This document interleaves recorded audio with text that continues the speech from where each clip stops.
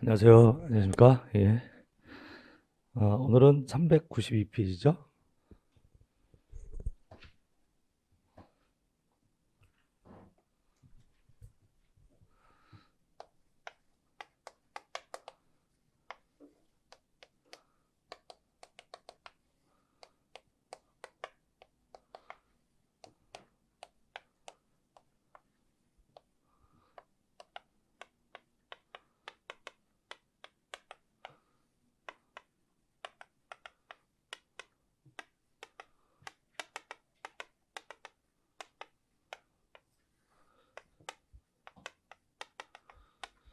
지금 등기 절차 총론을 하고 있는 중인데, 자, 등기가 이루어진 일반적인 절차입니다. 처음에 신청하고, 그다음에 신청이 접수되고, 심사하고, 그다음에 기록을 하고, 교합을 하면 등기가 완료가 되고, 그다음에 이제 등기가 다 끝나면 새로운 권리자에게 권리증을 준다. 그 권리증을 지금 뭐라고 한다? 등기필 정보 이렇게 됐고, 그다음에 우리가 등기가 안 되는 경우가 있다. 접수가 됐는데도 각하하는 경우가 있고, 그다음에 취하가 되는 경우가 있다. 취하. 그래서 각하라고 하는 것은 이제 심사한 후에 등기한이 거절하는 거, 거절하는 걸 각하 그러고, 각하면 이제 등기가 안 되는 거고요. 그다음에 신청을 했는데 자진해서 철회할 수도 있다. 철회하는 것을 뭐라고 한다? 취하. 그래서 빨간색은 이제 등기가 안 되는 거고요. 그래서 처음에 이제 등기 시작은 신청을 하는데, 신청주의가 원칙이죠. 원칙인데 신청주의 중에서도 임의 신청이다. 그다음에 공동 신청이다. 그다음에 당사자 신청이다. 이런 원칙에 예외가 있다. 예외는 꼭 법에 근거가 있어야 됩니다. 그래서 예외적으로 임의 신청이 원칙이지만 신청 의무가 있는 등기가 있다. 그다음에 공동 신청이 원칙이지만 단독 신청하는 등기가 있다. 당사자 신청이지만 제3자가 신청하는 경우가 있다. 이렇게 나왔고, 그 다음에 신청을 할 때 정보를 제공해라. 정보를 말로 신청할 수는 없잖아요. 정보를 제공하는데 어떤 정보를 제공하느냐? 신청 정보하고 첨부 정보. 그래서 신청 정보 그러면 신청서 얘기하는 거고, 첨부 정보 하면은 첨부 서면 얘기하는 거예요. 이것을 제공해야 되는데 어떻게 제공하죠? 방법은 신청 방법 두 가지다. 방문 신청이 있고 전자 신청이 있다. 자, 여기까지가 신청이다. 그래서 지난번에 한번 썼던 거죠. 한번 댁에서 그려보셨어요? 한번 이렇게 쭉 한번 해보면 이게 이제 등기 절차의 틀인데, 우리 지난 시간에 여기까지 했던 거죠. 단독 신청까지 했던 거고, 자 이제 오늘은 이제 여기가 나오네요. 누구의 신청? 제 3자에 의한 등기 신청. 392페이지. 392페이지. 원래 등기 신청은 당사자가 하는 거예요. 당사자가 하는 건데 당사자 말고 다른 사람, 제3자가 신청할 수도 있다. 그래서 이 제3자에 신청하면 이제 세 개가 나옵니다. 포괄 승계인에 의한 신청, 대위 신청, 그다음에 이제 대리 신청. 책에는 없어요. 입문서라서 없어요. 기본서에는 나올 거예요. 그래서 대리인에 의한 신청. 다 시험에 잘 나오는 것들이. 왜? 예외니까. 그래서 자, 갑을 사이에 매매를 했어요. 자, 그러면 소유권 이전 등기 신청. 자, 갑과 을이 매매했습니다. 그럼 이 매매 계약의 당사자가 누구예요? 갑과 을이죠. 네, 갑과 을. 매도인, 매수인. 그럼 등기 신청도 매도인, 매수인. 이 사람이 신청하는 게 원칙이다. 네, 그럼 누가 신청하는 게? 당사자. 네, 그래서 등기법에서 이게 매매를 했을 때 빨간색 갑을 말고 다른 사람이면 다 제3자라고 그래요. 갑과 을 말고 다른 사람이면 다 뭐라고 한다? 제3자. 쉬운 거. 갑과 을이 매매해놓고 법무사 시킬 수 있다? 법무사가 등기 신청할 수 있잖아요. 예, 그게 뭐예요? 대리 신청이죠. 위임한 거 대리 신청. 그 다음에 이제 나오는 게 책에 나오는 게 포괄 승계 인해에 의한 등기 신청이에요. 392페이지 1번에 포괄 승계 인해에 의한 등기. 자, 갑에게 소유권이 있었는데 자, 매매해놓고요 하고 갑자기 돌아가셨어요. 자, 그럼 이 소유권은 자식한테, 자, 이 자식한테 상속이 된다. 상속. 그러면 이 소유권은 아직 등기가 안 된 상태예요. 지금 뭐만 해놓고 매매만 한 상태예요. 매매해놓고 갑자기 돌아가실 수 있잖아요. 그러면은 우리가 등기는 안 된 상태니까 갑이 그대로 소유자였다가 돌아가시면 자식이 소유권을 갖는다고. 여기 뭐가 됩니까? 상속입니다. 상속. 상속을 할 때 이 상속 받는 사람이 상속인이에요. 자식을 뭐라고 한다? 상속인. 여기가 피상속인. 여러분들 그 학교 가신 우리 부동산 하시는 대표님들도 막 전화가 오긴 하는데 가끔 상담 문의하러요. 근데 뭐 물어보는데 교수님 저 상속인이 돌아가셨는데요. 그렇게 얘기하면 안 돼요. 상속인은 받는 사람을 상속인이라고 하는 거예요. 예, 돌아가신 분을 뭐라고 한다고? 피상속인. 용어부터 정리하시자고. 피상속인, 상속인. 그러니까 상속은 어디서 어디로 소유권이 넘어가요? 피상속인에서 상속인으로.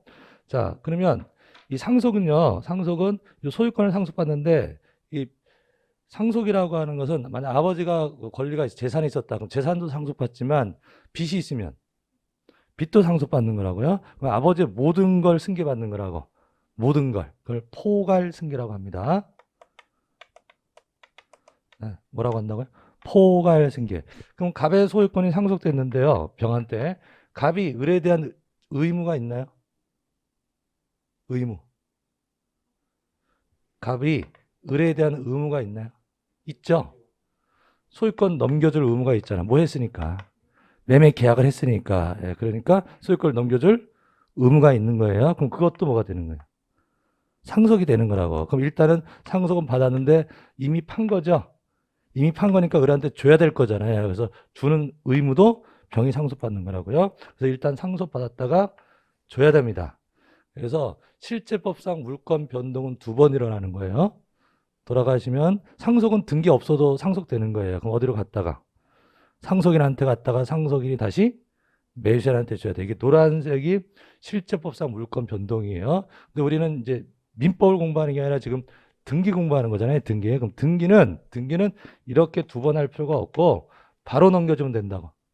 등기는 명의를 어디서 갑에서 병으로 바로 등기하면 되는데 갑에서 을로 하는 등기는 원래 빨간색이 하는 거죠. 갑에서 을로 하는 거니까 당사자 갑하고 을이 되는데 지금 갑이 돌아가신 거잖아요. 그럼 갑 대신에 갑의 상속인 같은 포괄 승계인이 이 등기를 대신 신청하면 된다고. 그래서 제목이 뭡니까? 포괄 승계인에 의한 등기예요. 옛날 조문은 상속인에 의한 등기 그랬어요. 상속인. 근데 같은 말입니다. 상속인이 결국 누구니까? 포괄 승계인이니까. 그래서 포괄 승계인에 의한 등기. 이 포괄 승계인에 의한 등기는요. 중간 생략형 등기를 법이 인정한 겁니다. 중간 생략. 원래는 소유권 2번 되냐고. 소유권 2번 이전하는 거잖아요. 예, 그런데 등기는 바로 가는 겁니다. 그리고 이 바로 하는 이 포괄 승계인에 의한 등기가 되려면 이 등기 원인이 뭐죠? 매매죠. 을 앞으로 소유권 이전하는 거잖아요. 을 앞으로 소유권 이전하는 원인이 뭐냐고. 을한테 팔았으니까 을한테 주는 거잖아요. 이 등기 원인은 매매. 이 원인 매매가 상속이 있기 전에 있었어야 돼요. 돌아가시기 전에 판 것이어야 된다고. 돌아가시기 전에 판 것이야 이렇게 되는 거라고요. 만약에 갑이 매매 안 하고요. 가만히 계시다 돌아가셨어. 상속됐잖아요. 근데 돌아가신 다음에 팔았어. 그럼 돌아가신 다음에 매매는 누가 한 거예요? 산 사람, 자식이 한 거잖아요. 그럼 여기서 매매한 것은 상속 등기하고 넘겨줘야 돼요. 개념 이해하셨습니까? 그래서 돌아가기 전에 이미 판 거라면 등기를 상속등기 거칠 필요가 없이 바로 넘겨줄 수 있다. 이 등기를 뭐라고 한다? 이 등기를 용어 포괄 승계 인에 의한 등기, 포괄 승계 인에 의한 등기, 이걸 기억하시고요. 그래서 시험지에 포괄 승계에 의한 등기하고 포괄 승계 인에 의한 등기는 전혀 다른 말이에요. 만약에 아버지가 돌아가시지 않고요, 그냥 상속받은 거예요. 그럼 요 명의를 병합으로 한다. 요 등기는 원인이죠. 이렇게 등기한다면 요 갑에서 병합으로 등기한다. 그럼 요거는 상속이잖아요. 상속이 뭐라고? 포괄 승계. 요렇게 하는 등기는 무슨 등기라고? 포괄 승계에 의한 등기, 이렇게 얘기하는 거고, 요렇게 하는 등기가 포괄 승계 인에 의한 등기라고 합니다. 그래서 인자 있는 거하고 없는 건 전혀 달라요. 상속 등기, 상속 인에 의한 등기 구분되세요? 상속 등기, 상속 인에 의한 등기, 포괄 승계에 의한 등기, 포괄 승계 인에 의한 등기, 다른 말이라고. 예. 그래서 오른쪽에 있는 그림이 그 얘기고요. 그 다음에 이제 대위 등기가 나옵니다. 대위 등기.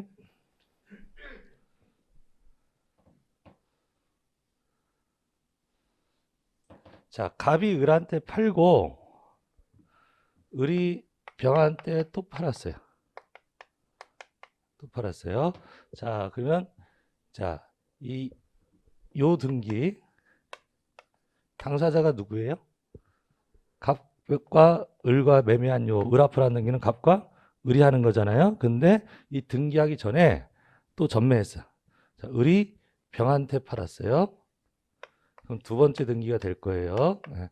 자, 그럼 병의 입장에서 봅니다. 병의 입장에서는 2번 등기를 받을 사람이죠. 병은 2번 등기를 받을 사람이잖아요. 그럼 2번 등기가 되려면 1번 등기가 먼저 있어야죠. 1번 등기가 있어야 다시 2번 등기를 받을 거 아니에요. 그런데 요 1번 등기를 을이 안 받고 있어. 그럼 현재 명의는 누구 명의다? 갑명의로 되어 있다, 이런 얘기예요. 그럼 이때 을이 이 등기를 안 하고 있으면 병이 1번 등기를 대신 신청할 수 있다고. 그걸 대신 신청한 것을 대위라고 합니다. 네, 누가 안 하고 있으니까? 을이 안 하고 있으니까. 그럼 이때 병이 을을 대신해서 신청할 수 있는 근거는 민법 404조의 채권자 대위라고 해요. 네, 자, 병은 채권자. 병을 뭐라고 한다고요? 채권자. 그럼 을은 병의 뭐가 돼요? 채무자. 네. 채무자가 권리 행사하고 있지 않으면요, 채권자가 누구의 권리를? 채무자의 권리를 대신 행사할 수가 있다고. 왜냐하면 자기의 이익을 위해서. 1번 등기가 돼야 2번 등기를 하니까. 그럼 이때 갑은 뭐라고 부르냐? 병을 기준으로 얘기해야 돼. 병을 기준으로. 병이 봤을 때 갑은 누구예요? 병이 봤을 때 갑은 자기의 채무자의 채무자죠. 병이 봤을 때 갑은 자기의 채무자의 채무자잖아요. 채무자의 채무자를 법률 용어로 제3채무자라고 합니다. 뭐라고 한다고요? 제3채무자. 용어 좀 익혀두세요. 그래서 이 채권자 대위 등기가 나오면 요 그림이 머릿속에서 바로 떠올라야 돼요. 갑, 을, 병 놓고 갑을 뭐라고 한다? 제3채무자, 을은 채무자, 병은 채권자, 이렇게 표현하는 거예요. 이렇게 딱 명칭이 고정되어야 돼요. 네. 여러분들 어떤 분 이렇게 질문하시는데 갑 채무자 아니에요? 맞아요. 근데 둘이서 봤을 땐 채무자죠.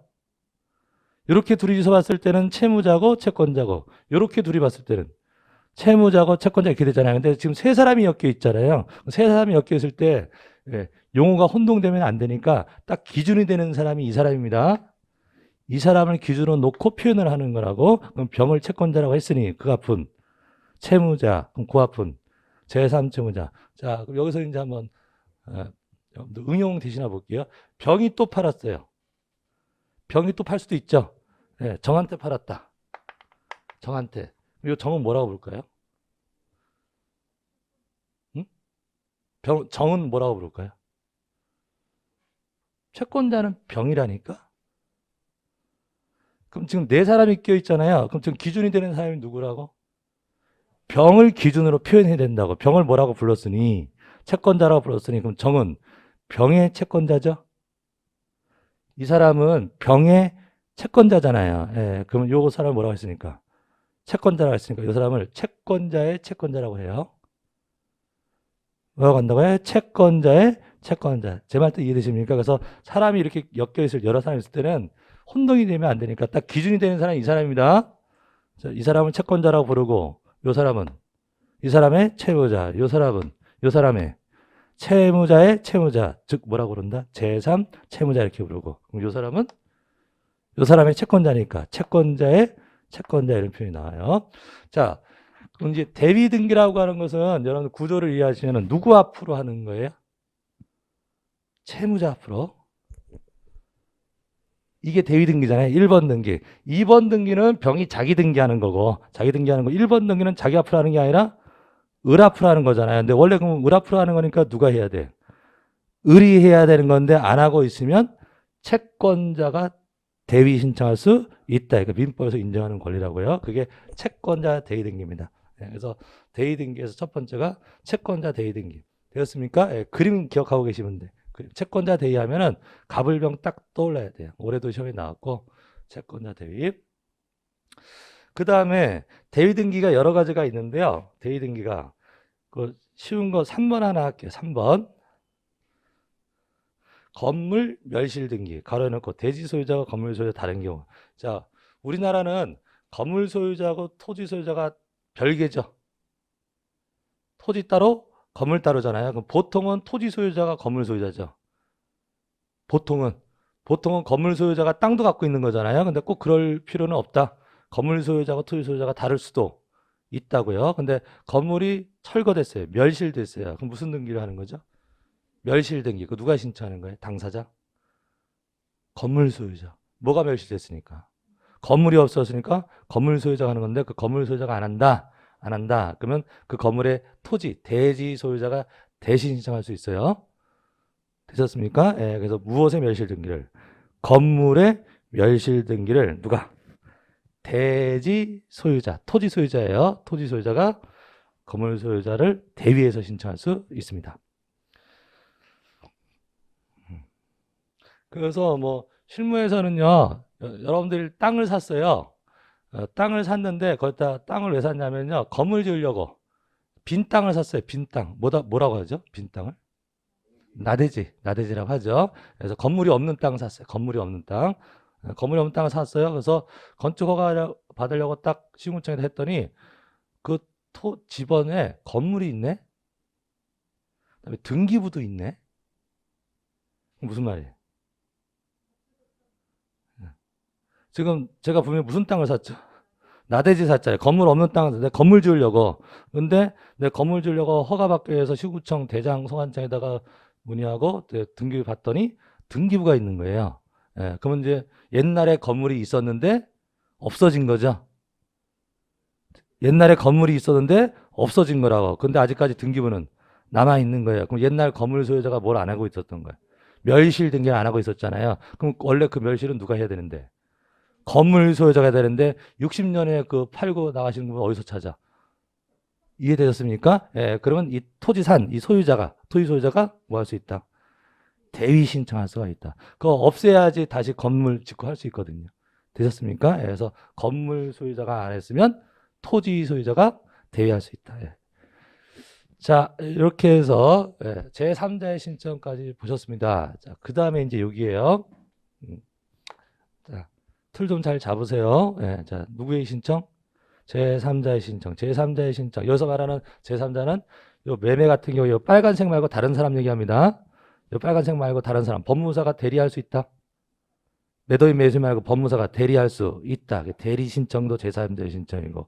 그다음에 이렇게 했는데 갑이 돌아가시면 갑 대신 상속인이 포괄 승계인이 대신 신청할 수 있다. 포괄 승계인의 한능이고 갑하고 을이랑 매매한 건데 병이 이 갑과 을 사이의 등기를 대신할 수 있다. 이게 무슨 대위? 채권자 대위 등기. 건물 멸실 등기 건물 소유자가 안 하면 토지 소유자가 대위할 수 있다. 이런 제3자의 등기 신청이 있다. 이런 개념입니다. 자, 그 다음에 이제 여기로 갈게요. 여기에. 자, 등기할 때는 신청을 할 때 말로는 신청이 안 된다. 자, 등기 주세요. 이렇게 말하는 거 아니라고. 예, 서류를 내야 될 거 아니에요. 그 서류를 우리 법에서 뭐라고 하냐면 정보라고 합니다. 그래서 등기를 신청할 때는 뭘 제공해라? 정보를 제공해라. 무슨 정보?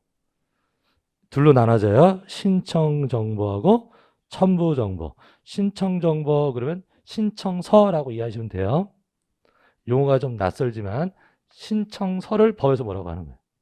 신청 정보. 그다음에 첨부 서면을 첨부되는 서류가 있을 거 아니에요? 그럼 첨부 서면을 첨부 정보 이렇게 표현합니다. 그래서 등기할 때 신청서 내고 첨부 서류 낸다 이 말을 신청 정보하고 첨부 정보를 제공한다 이렇게 표현합니다. 왜 이 정보라는 단어를 썼냐면 요 전자 신청까지 포함하기 위해서 그렇게 한 거예요. 그러니까 등기소에 가서 신청할 때는 방문해서 신청할 때는 서류를 내겠죠. 종이 서류를 낼 거 아니에요. 예, 그런데 전자 신청은 서류를 내는 게 아니죠.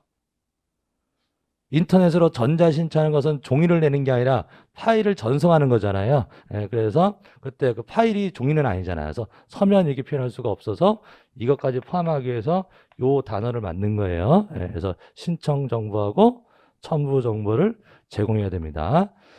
자, 그럼 이제 볼게요. 394페이지에 자, 신청 정보 및 첨부 정보. 첫째, 신청 정보 갈게요. 신청 정보. 자, 신청 정보의 작성 방법 해가지고 여러분 느낌은 어때요? 신청 정보의 작성 방법 그러면은 신청서 작성 방법 이 말이죠. 신청서 어떻게 쓰느냐 이런 얘기 하는 거예요. 예, 그러면 건당 하나씩 내야 됩니다. 그러니까 등기 하나당 신청서 하나 되셨죠? 예, 두 개 등기면 신청서를 따로따로 작성해야 되는 거죠. 예, 그걸 뭐라고 한다? 1건 1 신청주의. 1건 1 신청정보주의 또는 1건 1 신청주의 이렇게 표현을 하고 그다음에 2번 제목이 뭡니까? 일괄 신청. 일괄 신청 개념 잡으세요. 일괄 신청은 여러 개의 등기를 한 장의 신청서에다 한꺼번에 신청하는 거. 여러 개의 등기인데 신청서 안으로 한꺼번에 신청하는 걸 뭐라고 한다? 일괄 신청 그래요. 네. 자, 그러면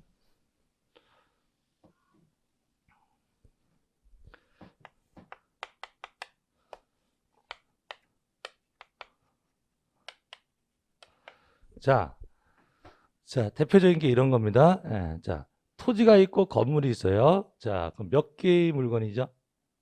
두 개의 물건이죠. 토지 따로, 건물 따로. 근데 토지 소유자가 건물 소유자라고 할게요. 그럼 보통 일반적으로는 토지하고 건물을 같이 팔죠.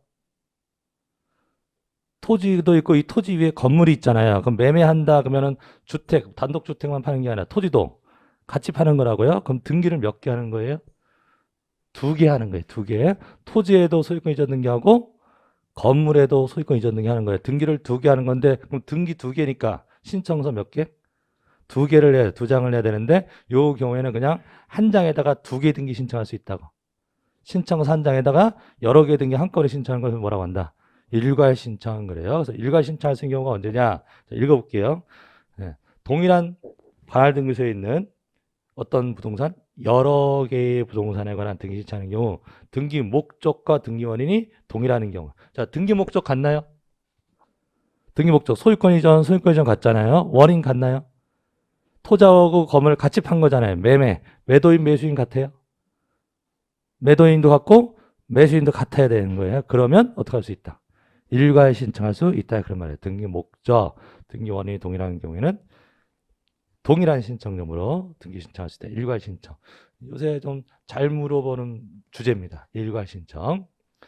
그다음에 이제 재작년에 쉽게 냈어요. 전제는 관할이 같아야죠. 등기소가 다르면 따로따로 내야 되는 거잖아요. 예, 그러니까 같은 관할 등기소여야지 한꺼번에 신청할 수 있다. 예, 대전제고. 그다음에 신청 정보의 필요적 기사 이 말은 신청서에 꼭 써야 되는 거. 신청서에 꼭 써야 되는 것을 필요적 그럽니다. 자, 1번에 부동산 표시해야 되고요. 부동산 표시. 자, 외울 것도 아니에요. 자, 여러분들 상상을 해보세요. 등기 신청서 쓸 때 등기 신청서를 여러분들 쓴다고 해볼게요. 그럼 먼저 어떤 부동산이 있어야죠? 이 부동산에 등기해달라고 신청하는 거잖아요. 그럼 먼저 뭘 써야 되고? 부동산 써야 되겠죠? 그래서 첫 번째 뭘 써라? 부동산의 표시. 동그라미 1번에 부동산의 표시. 그 다음에 신청한 사람 인적사항 써야 돼요. 그래서 2번에 신청인의 성명, 주소 등을 씁니다. 그 다음에 넘겨. 그 다음 오른쪽 페이지. 3번 등기 목적. 등기 목적 개념 떠오르세요? 소유권 이전 등기인지 소유권 보존 등기지, 전세권 설정 등기를 신청하는지, 변경 등기를 신청하는 건지, 전세권 말소 등기를 신청하는지 그런 거 써야 되겠죠? 예, 그게 뭐라고 한다? 등기 목적. 자, 그럼 매매했어요? 등기 목적 뭐라고 써요? 매매했어요? 그럼 등기 신청서에다가 등기 목적. 소유권 이전. 자, 상속받았어요? 상속받았어. 등기 목적 뭐라고 써요? 상속. 소유권 이전. 상속이건 매매건 다 소유권 이전이라고. 등기 목적은 등기 목적 뭐라고 써요? 소유권 이전. 근데 매매했을 때는 소유권 이전인데 원인이 매매인 거고, 상속은 소유권 이전인데 원인이 상속인 거죠. 그럼 등기 목적도 쓰고 원인 또 따로 쓰는 거예요. 예, 그래서 읽으시니까 뭐라 되어 있어요? 등기 목적, 그다음에 등기 원인과 그 연원일. 되셨죠? 예, 그런 거 써야 됩니다. 그다음에 신청 정보 제출, 연원일, 등기소 표시 이런 거 쓰는데, 예, 중요한 얘기가 있는데 좀 이따 다시 설명드릴게요. 자, 그다음에 이제 넘겨보십시오. 자, 그래서 신청서 썼어요. 예, 거기 지금 뭐가 빠져 있는데 그 빠져 있는 걸 제가 설명드릴게요. 자, 신청서에 예, 여러 가지 썼죠. 물건 부동산도 쓰고 신청인도 쓰고 등기 목적도 쓰고 원인 쓰고 관할 등기소 이런 것도 표시하고 그랬죠. 예, 자, 그다음에 이제 첨부 정보로 바로 들어가는데, 첨부 정보, 첨부되는 서류입니다. 397페이지. 자, 파란 2번. 자, 뭘 내래요? 등기 원인을 증명하는 정보. 그럼 매매가 아까 원인이다. 그럼 뭘 내야 될까? 매매 계약서 내야 되죠. 계약서. 예. 그게 뭐다? 매매 계약서를 우리 법에서 뭐라고 한다? 등기 원인을 증명하는 정보. 원인을 증명하는 정보. 아까 원인 썼잖아요. 예, 이 원인이 진짜로 있었다라고 하는 거. 상속이다. 그러면 상속을 증명하는 정보 제출해야 됩니다. 그래서 가족관계증명서, 재적등본 이런 것 등을 제출해야 돼요. 예. 그래서 내가 누구다, 자식이다라는 걸 증명해야 될 거 아니에요. 예, 그래서 상속을 증명한 정보, 그래서 원인을 증명한 정보 냅니다. 그건 됐고요. 그다음에 넘기세요. 그러니까 등기 원인을 증명한 정보, 그럼 여러분들 그냥 대표적으로 계약서 떠올리면 됩니다. 계약을 했으면 계약서 내라. 예, 계약서.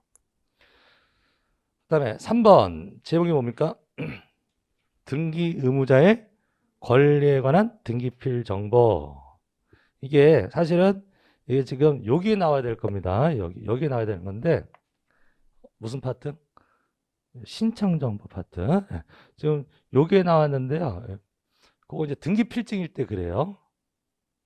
등기 필증일 때. 그러니까 지금 우리가 요거요. 권리증, 우리 지난번에 등기 필 정보 권리증의 쓰임새 이해하셨었죠? 응? 갑을 사이에 매매했어요. 그럼 을 앞으로 소유권 이전 등기를 했어요. 자, 1번 등기. 1번 등기가 완료가 됐어요. 자, 누가 앞으로 등기했죠? 을 앞으로 등기했잖아요. 그럼 을은 새로운 권리자예요. 새로 소유권 취득한 사람이잖아요. 그럼 을 앞으로 등기가 되면 을한테 뭘 준다? 권리증을 준다. 을한테 권리증 줘요. 그 다음에 을이 나중에 병한테 팔 수도 있다.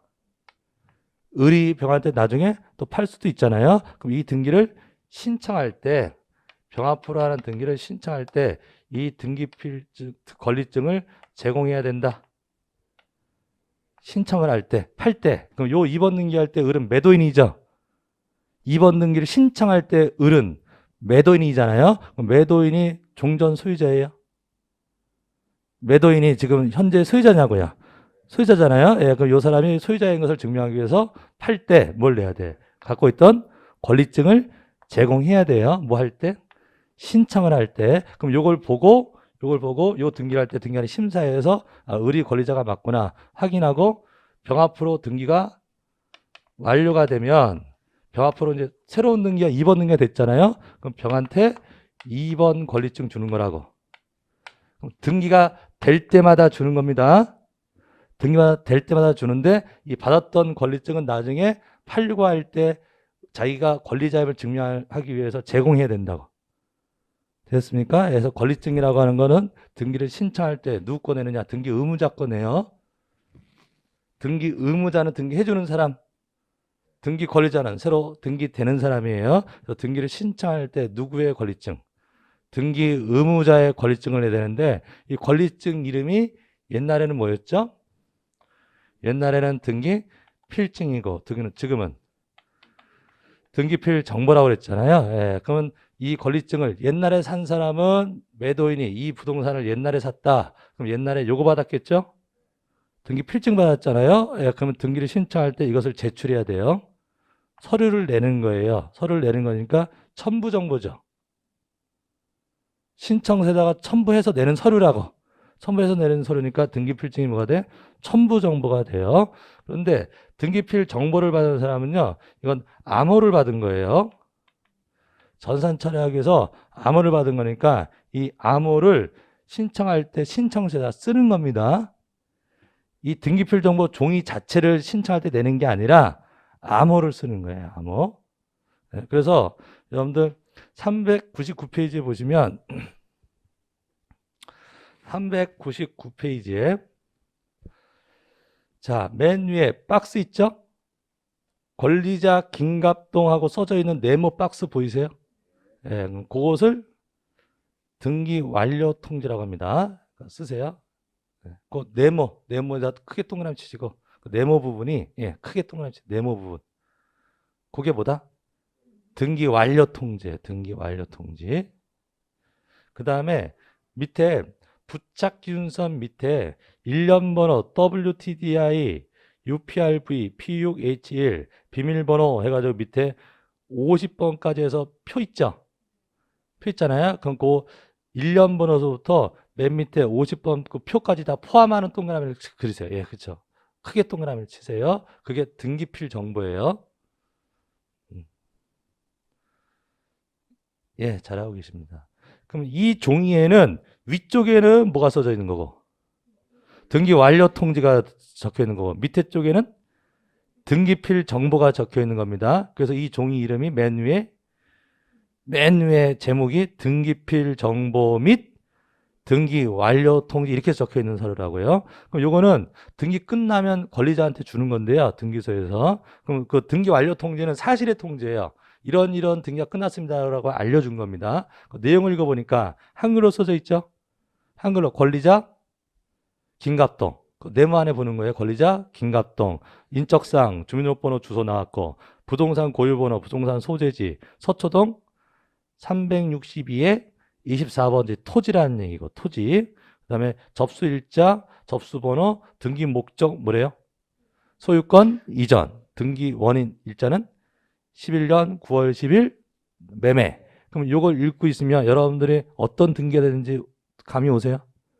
그렇죠. 매매에서 무슨 등기했다. 소유권 이전 등기했다. 어떤 물건? 서초동 362에 24번지 토지에 대해서 언제? 2011년 9월 14일. 접수일자 있잖아요. 2011년 9월 14일. 그럼 누구 앞으로? 김갑동 앞으로. 되셨죠? 예, 이렇게 등기됐다고 누구한테 준 거예요? 김갑동한테 준 거예요. 권리자가 누구다? 김갑동. 그럼 김갑동이 매수인인가 보죠?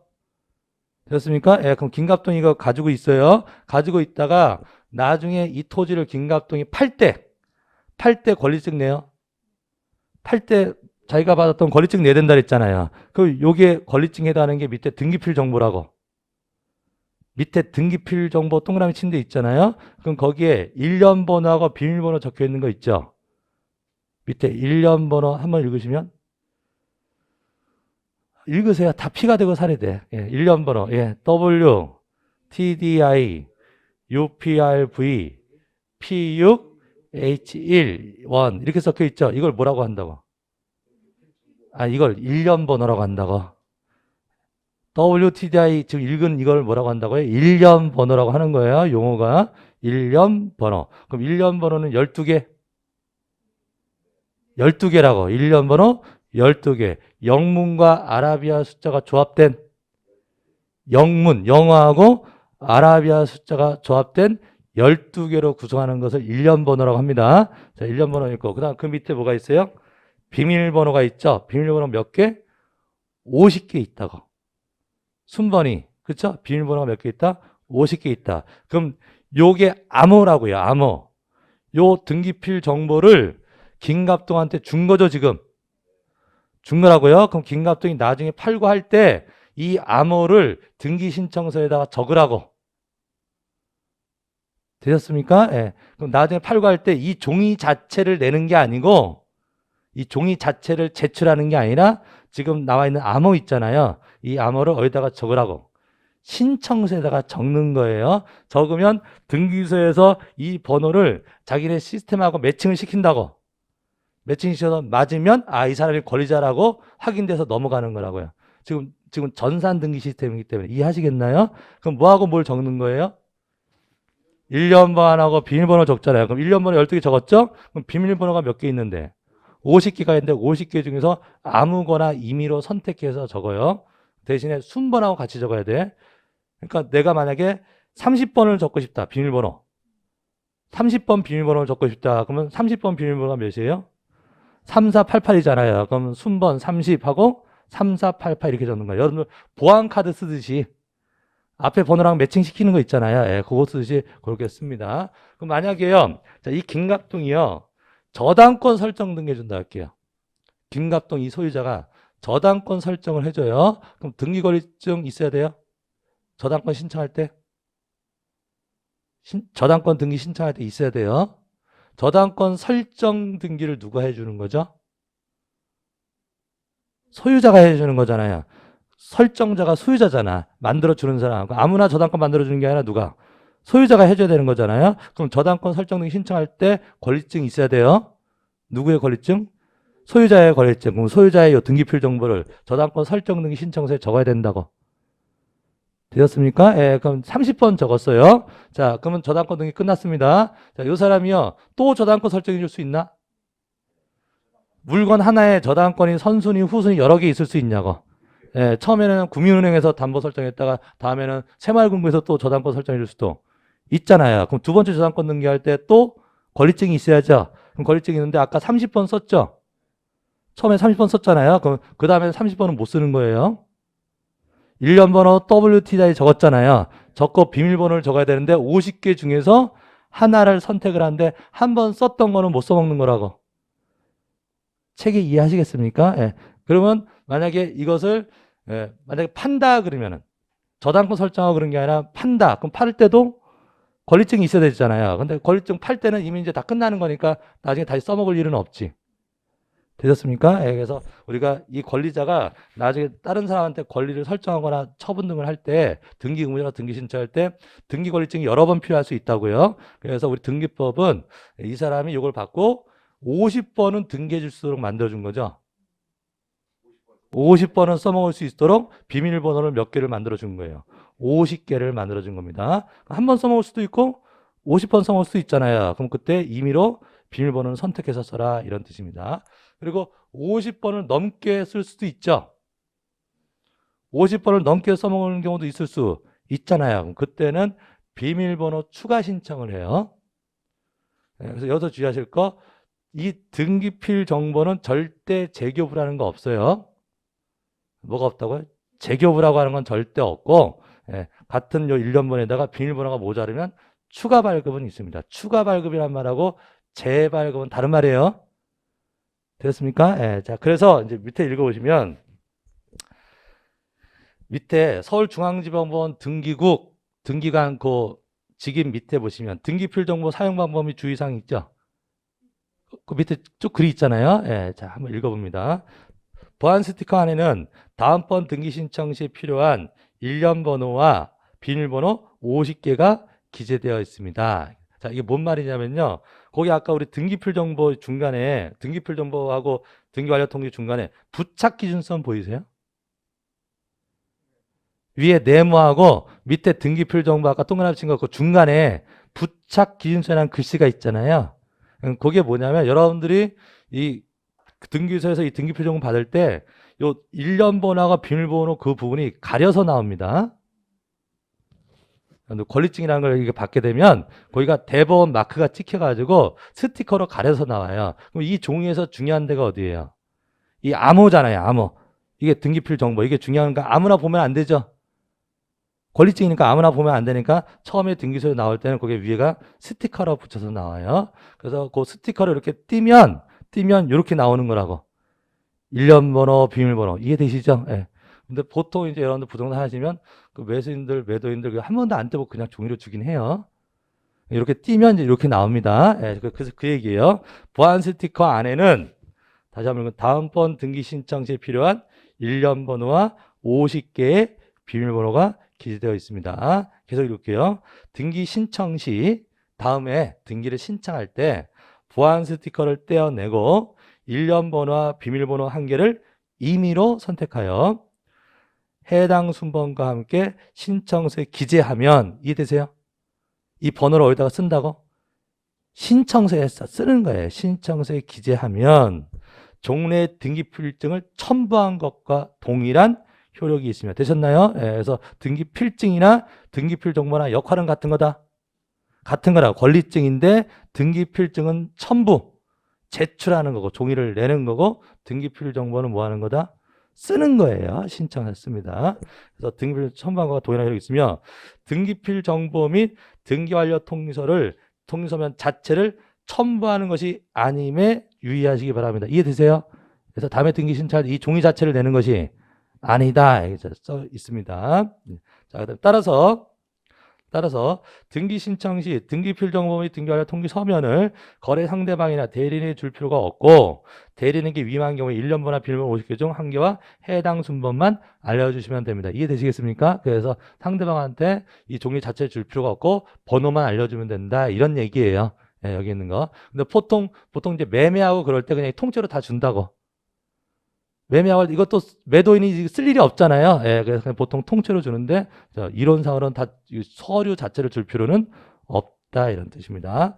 자, 그 다음에 만일 계속 읽으시면 만일 등기필 정보의 비밀번호 등을 다른 사람이 안 경우에는 종래 등기필증을 분실한 것과 마찬가지 위험이 발생하므로 관리에 철저를 기하시기 바랍니다. 그 다음에 손가락이 재작년 문제예요. 답이에요. 뭐라고 되어 있죠?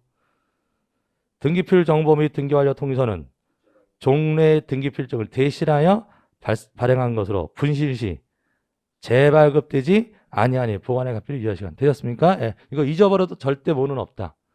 재발급은 없습니다. 재발급은 없습니다. 자, 쓰임새 이해되셨나요? 예. 그래서 이 등기필 정보가 권리증인데 지금은 뭘로 구성되어 있다? 일련 번호하고 비밀번호로 구성되어 있는 거예요. 자, 그래서 여러분들 그 395페이지 보시면 395페이지에 보시면 신청서 예 있죠. 작성예.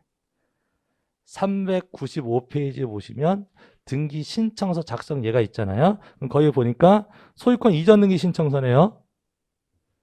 맨 위에 큰 글씨가 소유권 이전 등기 신청서에 이게. 그래서 부동산에 표시칸 보이세요? 부동산에 표시해가지고 요거 지금 뭐냐면 아파트네요. 그죠? 새별 아파트 가동 몇 호입니까? 전유분 건물 표시 1층 101호네. 1-101 이렇게 되어 있죠. 1층 101호 지금 소유권 이전 등기 신청하는 거예요. 부동산 표시하고요. 그 다음 밑에 등기 원인과 그 연원을 보이세요?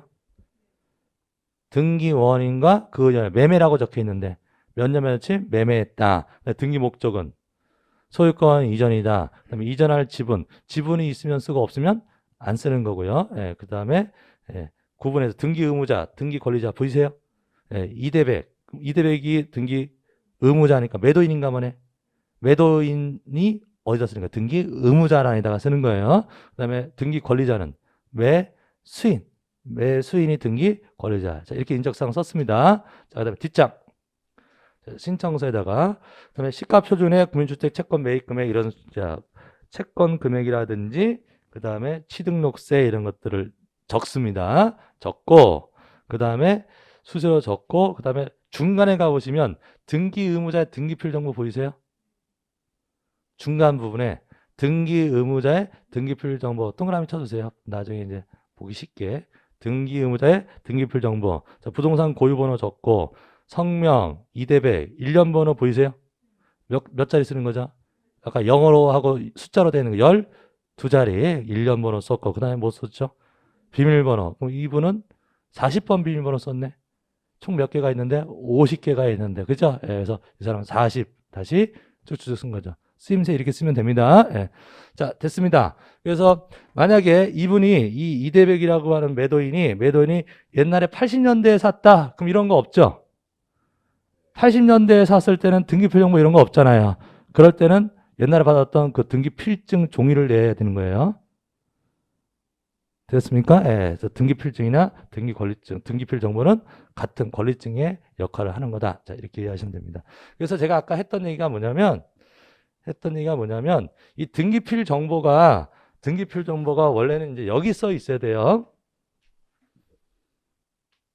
그러니까 신청 정보할 때 아까 신청서에 쓰는 거 있었잖아요. 그럼 신청서에 쓰는 내용 중에 뭐가 있다?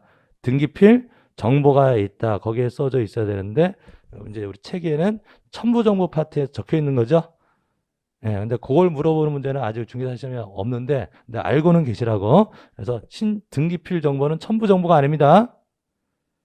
암호잖아요, 암호.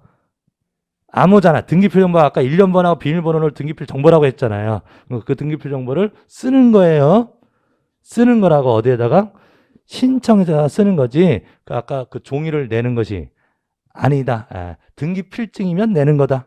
예, 그렇게 이제 아까 적혀 있었잖아요. 밑에. 그렇게 이해하고 계시면 되고요. 그래서 398페이지에 398페이지에 이제 맨 위에 등기 의무자에 뭘 제공해라? 권리에 관한 등기필 정보를 제공해라. 예, 씁니다. 자, 근데 여기서 4번 하나 체크할게요. 4번. 등기필 정보를 멸실행위죠. 자, 그럼 우리가 자, 매매를 생각해 보십시오. 자, 매매할 때 누구의 등기 권리증이 있어야 돼요? 매매일 때 누구 거? 매도인. 그죠? 매도인. 지금 파는 사람. 매수인은 새로 받을 거고 신청을 할 때 누구 거? 매도인의 권리증이 있어야 되죠. 그 권리증이 등기필증이든 등기필 정보든 권리증 내야 될 거 아니에요? 근데 그 권리증 잊어버릴 수도 있다. 이사 다니다가 잊어버린 경우도 많다고요. 예, 그럼 잃어버렸어요. 등기권리증을. 그럼 소유권을 잃어버린 거예요? 아니죠. 증을 잃어버린 거지 실제 권리가 없어진 것은 아니잖아요. 그래서 그런 권리증 잊어버려도 넘겨줄 수 있다. 소유권 이전 등기해줄 수 있습니다. 그럼 어떻게 하느냐? 지금 이 매도인이 종전의 소유자, 권리자가 맞다라고 하는 확인만 받으면 돼요. 뭐가 없어도. 증이 없어도, 권리증이 없어도 뭐만 받으면 된다? 확인만 받으면 돼요. 그래서 그것을 확인 절차라고 부릅니다. 뭐가 없을 때 받는 거. 등기 필증, 권리증이 없을 때 등기하는 절차를 무슨 절차라고 한다? 확인 절차라고 합니다. 4번이에요. 첫 번째 방법은요. 등기 의무자 법정 대리인 직접 출석하는 거예요. 출석. 이게 처음에 막 외우려고 하면은 막 달달달 외운다 그러면 안 되고요. 상상을 해보세요. 자, 매매합니다. 매매하는데 매도인이 권리증 잊어버렸대. 그러면 좋다. 그러면 등기소에 가면 돼요. 매수인하고 매도인하고 직접 등기소에 출석하면 되는 거예요. 그러면 등기관이 확인해. 등기관이 등기권리증 주세요. 그랬는데 없는데요. 그러면 신분증 주라 그래요. 누구의 신분증?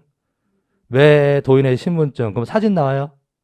사진 나오잖아요. 그럼 지금 등기소에 온 사람하고 사진에 나온 사람 인적사항 확인하고 등기부랑 확인한다고. 그럼 등기부는 인적사항 확인했더니 동일인이야. 그럼 통과하는 거라고. 뭐가 없어도.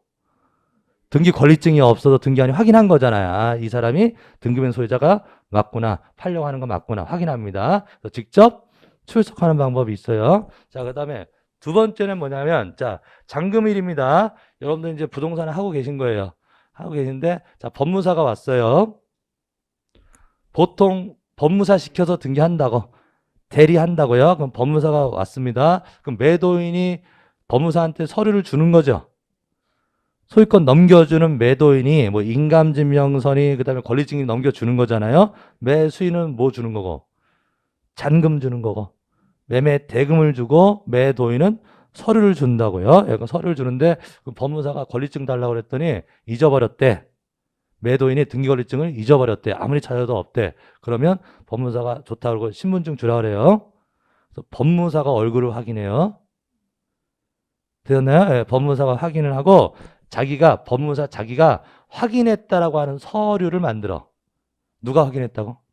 법무사 자기가 이 사람이 등기된 사람인데 내가 확인했다라고 하는 확인 서면을 만들어요. 그럼 그것을 등기소에다가 갖다 내요. 등기권리증 대신에. 이해하시겠습니까? 그럼 등기관의 입장에, 등기소에서 등기관의 입장에서는 좀 등기권리증을 안 가져오고 대신 뭘 가져왔어요? 서류를 가져왔잖아요. 근데 누가 확인했대? 법무사가 확인했다고 한다고? 그럼 믿어요? 믿는다고. 원래 아까 누가 확인하는 거였죠? 등기관이 확인하는 거였잖아요. 근데 이 사람이 직접 안 하고 법무사가 대신 온 거 아니에요. 대신에 누가 확인했다? 법무사가 확인했다고 하니 믿는다고. 그래서 이 아까 확인했다고 하는 서류를 확인 서면이라고 하는데 그건 아무나 만들 수 있는 게 아니라 변호사, 법무사만 만들어요. 누가 믿을 수 있는? 등기관이 믿을 수 있는. 되셨나요? 그래서 확인 서면을 냅니다. 확인 서면 하면은 누구만 만든다? 확인 서면 그러면 누구만 만들 수 있는 거라고? 변호사, 법무사만 만드는 겁니다. 그렇죠? 예. 예. 그럼 변호사, 법무사 등록을 그 사무원 등록을 합니다. 예.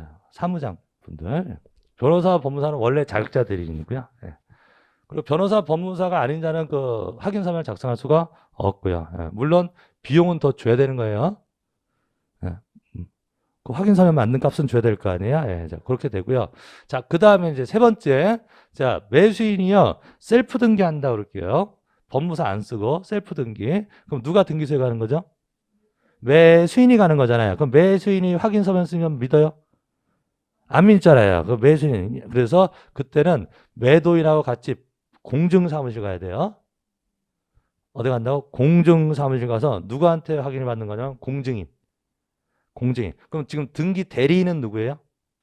매수인이잖아요. 변호사, 법무사가 대리인이 아니잖아요. 그러면 일반인이 대리일 때는 그 위임장 등에다 이 사람이 위임한 사람이 등기부 있는 사람 맞다라고 하는 권리자가 맞다라고 하는 공증을 받은 공증서면을 제출해야 됩니다. 그게 이제 등기권리증 대신 들어가는 거예요.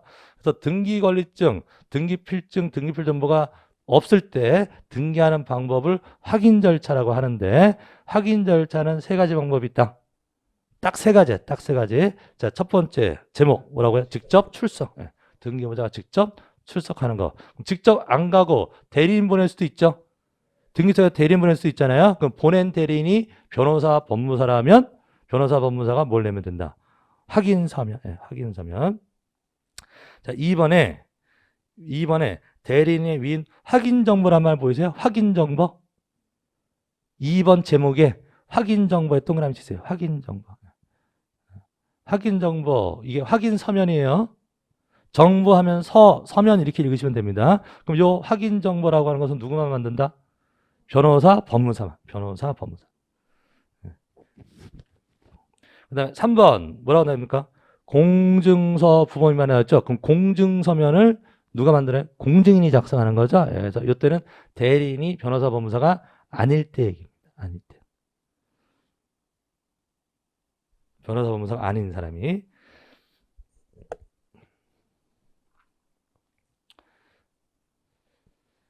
자, 그 다음에 넘겨볼게요. 넘겨보시고. 지금 입문과정이라 간단간단하게 개념 잡으시면 돼요. 지금 요거 하고 있는 중입니다. 자, 등기할 때 신청서 냈고 계약서 내요. 신청서만 달랑내는 게 아니라 계약했으면 계약서도 내고 그다음에 등기무자의 권리증도 내야 되고 그다음에 이제 인감증명서 내는 경우가 있어요. 뭘 낸다고요? 인감증명서. 그럼 우리가 인감증명서는요. 진정성을 확인하기 위해서 내는 거라고.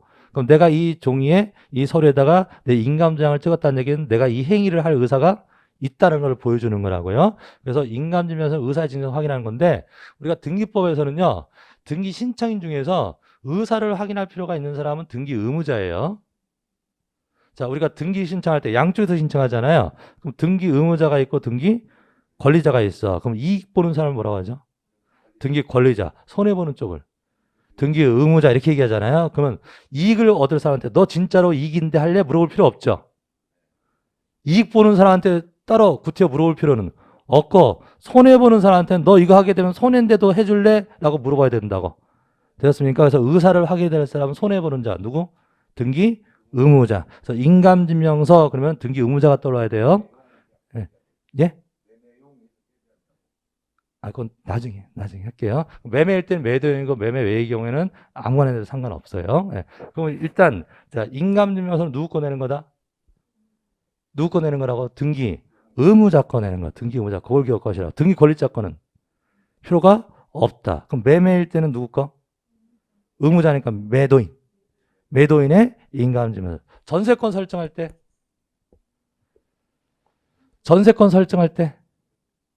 예? 전세권 설정할 때, 소유자, 의무자가 누구냐고요? 의무자가 소유자인 거잖아요. 그럼 전세권 설정할 때 전세권자, 전세권 취득할 사람의 인감증명 필요 없는 거라고. 이해되셨습니까? 예, 누구 거? 소유자의 인감증명서 있어야 되는 거야. 자, 우리은행에서 대출 받았, 담보대출 받았어요. 그럼 근저당권 설정해 줄 때 누구의 인감증명? 소유자의 인감 필요한 거지. 우리은행의 인감증명 필요가 없어요. 예. 법인도 인감 있죠? 법인 인감 도장 있다고요. 예, 그래서 근데 그런 거 필요가 없다. 그래서 개념은 인감증명서라고 하는 것은 누구 거 내는 거다. 등기, 의무자 거 내는 거다. 이렇게 보시고요.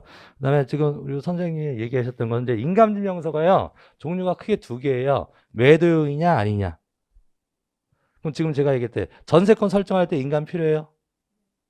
전세권 설정할 때 누구 거? 소유자의 인감이 필요하잖아요. 근데 이건 매도용으로 내는 게 아니라 지금 전세권 설정용으로 내는 거잖아요. 근저당권 설정할 때도 인감 필요해요. 소유자가 근저당권 설정할 때 소유자의 인감증명서 있어야 한다고. 근데 무슨 용으로 내는 거죠? 근저당권 설정용으로 내는 거지 매도용으로 내는 게 아니잖아요. 예, 그래서 인감증명서 크게 두 종류예요. 매도용이냐 매매 외의 것이냐 이렇게 둘로 나눠요. 개념 잡히셨나요? 매매용하고 매도용하고 매매 외의 것 그냥 다 통틀어서. 그럼 뭐가 차이가 있냐면 매도용 인감증명서는 그 매수인의 인적사항이 인감증명서장에 표시가 돼야 돼요. 예, 왜냐하면 중간생각 등기를 막으려고. 중간생각 등기를 막기 위해서. 그러니까 옛날에 어떻게 이제 여러분들 불법인데 미등기 전매. 자, 갑이요. 보세요. 갑이 을한테 팔아요. 자, 그럼 잔금일 날 갑은 뭐 줘요? 서류 줘요. 네? 매매했잖아요. 매매했어요. 그럼 매도인은 서류죠. 등기 넘길 서류 주는 거잖아요. 그럼 아까 우리 배운 것만. 계약서는 이제 있는 거고, 그 다음에 등기 권리증도 주고, 그 다음에 인감증명서 줘야 되잖아요. 누구 거? 갑 거 인감증명서 주잖아요. 그러면 을은 돈 주죠? 대금 주잖아요. 맞바꾸는 거라고 돈 주고 등기 서류 받고. 그럼 이 서류 받고 등기를 해요? 등기를 해야 되는데 등기 안 하고 또 팔아. 을이 병한테 또 팔아. 이해하시겠냐고? 그러면 을이 서류 받은 거 있어요? 갑한테 받은 서류 있잖아요. 그 서류를 그대로 준다고. 누구한테? 병한테. 그럼 병은 돈 줬겠죠? 예, 그러면 그 서류에서 서류 가지고 갑에서 병으로 바로 등기한다고. 이해하시겠습니까? 예, 그럼 이게 무슨 등기예요? 중간 생략 등기. 그러면 이 사람 이제 뭐 여러 가지 목적이 있었겠죠? 조세 포탈이라든지 이런 게 있는 거잖아요. 지금 겉으로 드러나는 게 아니니까 세금을 안 낸다고요. 예, 예. 자, 이게 미등기 전매하는 거예요, 지금. 그럼 이렇게 하다 보니까 안 되겠다 싶어가지고 이게 갑한테 인감증명 받은 거 있잖아요. 갑한테 받은 인감증명서에는 요 갑한테 산 사람이 을이다라는 게 찍혀 있어야 돼요. 이해되셨습니까? 그럼 그 인감증명서는 누구 앞으로 등기할 때만 써먹어? 을 앞으로 등기할 때만 써먹지 병 앞으로 등기할 때 못 써먹을 거 아니에요. 예, 그래서 매도용 인감증명서에는 꼭 누가 나와야 된다? 매수인이 나와요. 그 외의 경우에는 아무것도 안 나와요. 그래서 여러분 동사무소 가시면은 동사무소 직원이 뭐라고 물어봐요? 인감증명 떼러 왔어요. 그러면은 매매세요? 그렇게 물어보죠. 아닌데요. 그럼 그때부터는 매매 아닌데요. 그럼 그때부터 뭐 있다 이렇게 말할 필요가 없어. 매매냐 아니냐 이렇게 둘로만 나누니까요. 그럼 부동산 매도용이요. 그러면 매수 인적사항 쓰라고 한다고. 되었습니까? 예, 이렇게 나눠집니다. 자, 그 정도 하시고요. 그다음에 신청 방법 그거는 좀 쉬었다 할게요. 그래서 지금 어디까지 하신 겁니까? 첨부 서류까지 한 거예요. 첨부 정보, 인감증명서까지 이제 개념 하나 잡으신 거고. 자, 그 다음에는 이제 요거죠. 서류를 내면 이제 어떻게 내는 거예요? 방문해서 낼 수도 있고 인터넷으로 전자적으로 할 수도 있잖아요. 그래서 오른쪽에 나오는 게 등기 신청의 방법 401페이지 거기 있죠? 예, 끊어서 가겠다고요. 좀 쉬었다 가시죠. 예, 고생하셨습니다.